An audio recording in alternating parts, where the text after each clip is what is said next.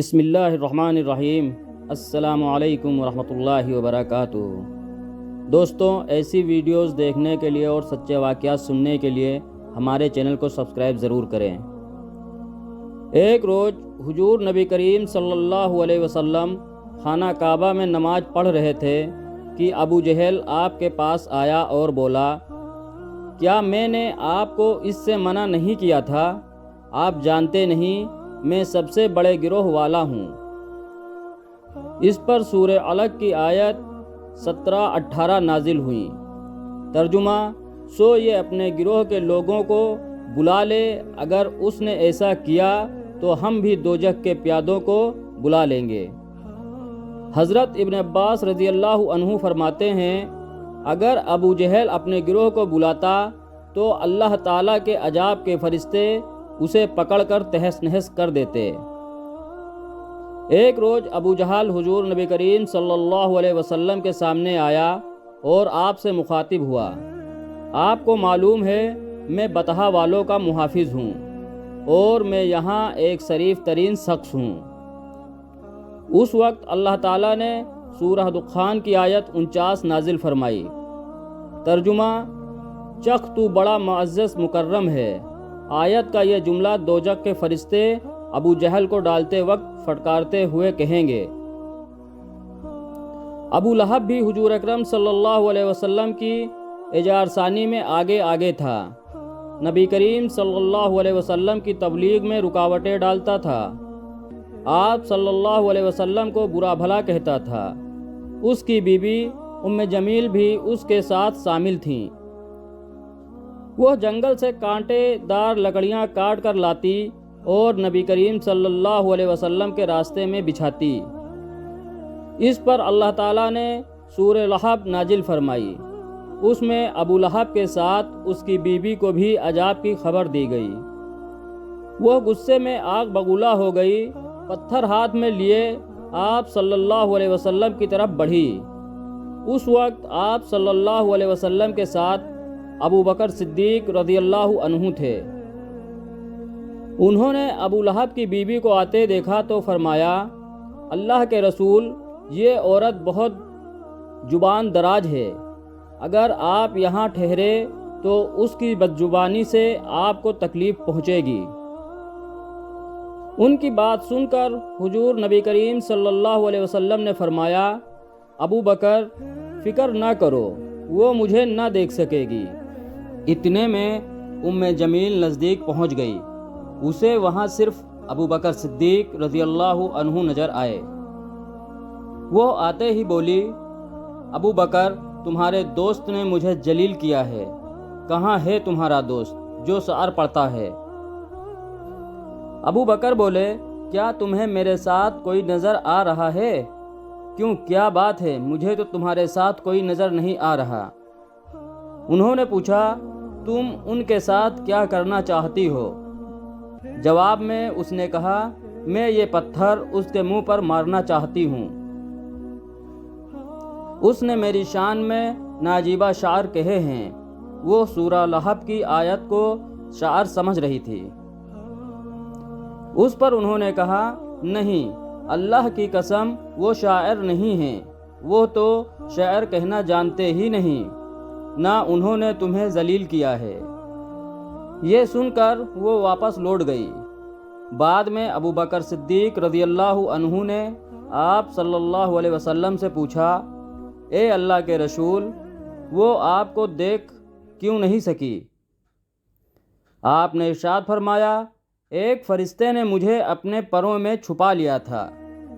ایک روایت کے مطابق آپ نے یہ جواب ارشاد فرمایا تھا، میرے اور اس کے درمیان ایک آڑ پیدا کر دی گئی تھی۔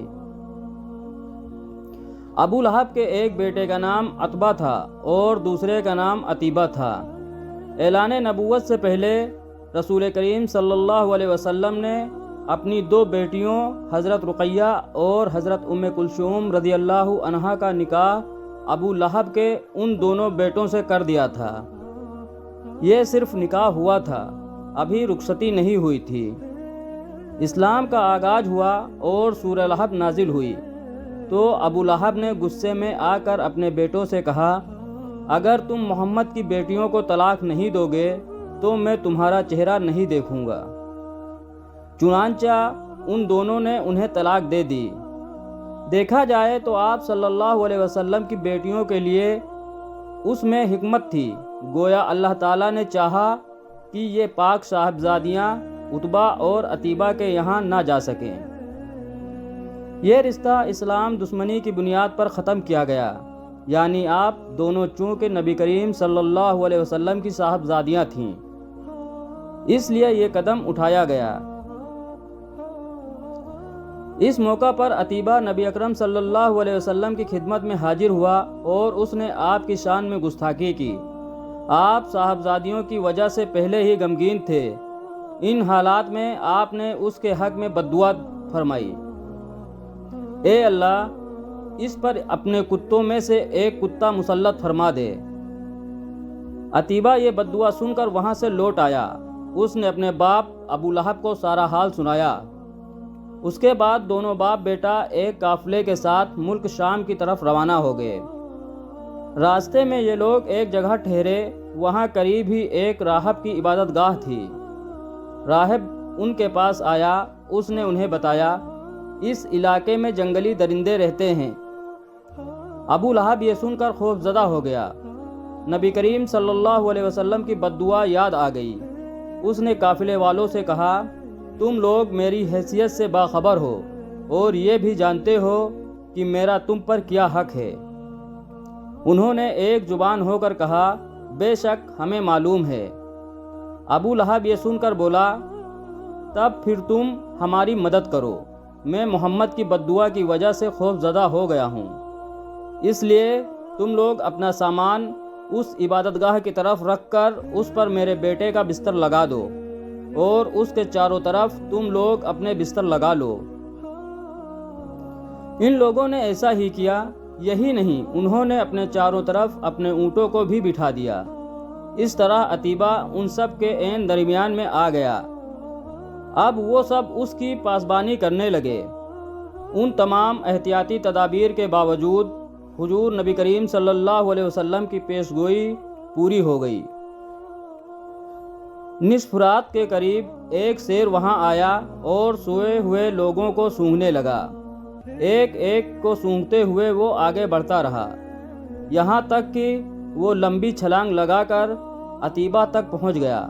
بس پھر کیا تھا، اس نے اسے چیر پھاڑ کر ہلاک کر ڈالا۔ تکالیف پہنچانے کا ایک اور واقعہ اس طرح پیش آیا کہ ایک روز آپ صلی اللہ علیہ وسلم مسجد الحرام میں نماز پڑھ رہے تھے۔ قریب ہی کچھ جانور ذبح کیے گئے تھے۔ وہ لوگ اپنے بتوں کے نام پر قربانی کرتے تھے۔ ان جانوروں کی ایک اوجھڑی ابھی تک وہیں پڑی تھی۔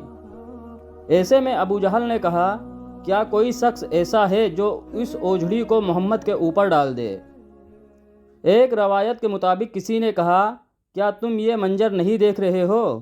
تم میں سب سے کون ہے جو وہاں جائے جہاں فلاں قبیلے نے جانور ذبح کیے ہیں؟ ان کا گوبر، لید، خون اور اوجھڑی وہاں پڑے ہیں۔ کوئی شخص وہاں جا کر گندگی اٹھا لائے اور محمد کے سجدے میں جانے کا انتظار کرے۔ پھر جوں ہی وہ سجدے میں جائیں، وہ شخص گندگی ان کے کندھوں کے درمیان رکھ دے۔ تب مشرکوں میں سے ایک شخص اٹھا، اس کا نام عقبہ بن ابی معیط تھا۔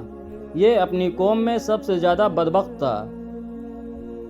یہ گیا اور اوجھڑی اٹھا لایا۔ جب آپ صلی اللہ علیہ وسلم سجدے میں گئے تو اوجھڑی آپ پر رکھ دی۔ اس پر مشرکین زور زور سے ہنسنے لگے، یہاں تک کہ وہ ہنسی سے بے حال ہو گئے اور ایک دوسرے پر گرنے لگے۔ ایسے میں کسی نے حضرت فاطمہ الزہرا رضی اللہ عنہا کو یہ بات بتا دی۔ وہ روتی ہوئی حرم میں آئیں۔ نبی کریم صلی اللہ علیہ وسلم اسی طرح سجدے میں تھے اور اوجھڑی آپ کے کندھوں پر تھی۔ سیدہ فاطمہ رضی اللہ عنہا نے اوجھڑی کو آپ پر سے ہٹایا۔ اس کے بعد آپ سجدے سے اٹھے اور نماز کی حالت میں کھڑے ہو گئے۔ نماز سے فارغ ہو کر آپ صلی اللہ علیہ وسلم نے ان لوگوں کے حق میں بددعا فرمائی، اے اللہ، تو قریش کو ضرور سزا دے، اے اللہ، تو قریش کو ضرور سزا دے، اے اللہ تو قریش کو ضرور سزا دے۔ قریش جو مارے ہنسی کے لوٹ پوٹ ہو رہے تھے، یہ بددعا سنتے ہی ان کی ہنسی کافور ہو گئی۔ اس بددعا کی وجہ سے وہ دہشت زدہ ہو گئے۔ اس کے بعد آپ نے نام لے لے کر بھی بددعا فرمائی، اے اللہ تو عمرو بن حسام کو سزا دے، یعنی ابو جہل کو، عقبہ بن ابی معیط اور امیہ بن خلف کو سزا دے۔ حضرت عبداللہ بن مسعود رضی اللہ عنہ کہتے ہیں، اللہ کی قسم آپ صلی اللہ علیہ وسلم نے جن جن قریشیوں کا نام لیا تھا، میں نے انہیں غزوۃ بدر میں خاک و خون میں لتھڑا ہوا دیکھا، اور پھر ان کی لاشوں کو ایک گڑھے میں پھینک دیا گیا۔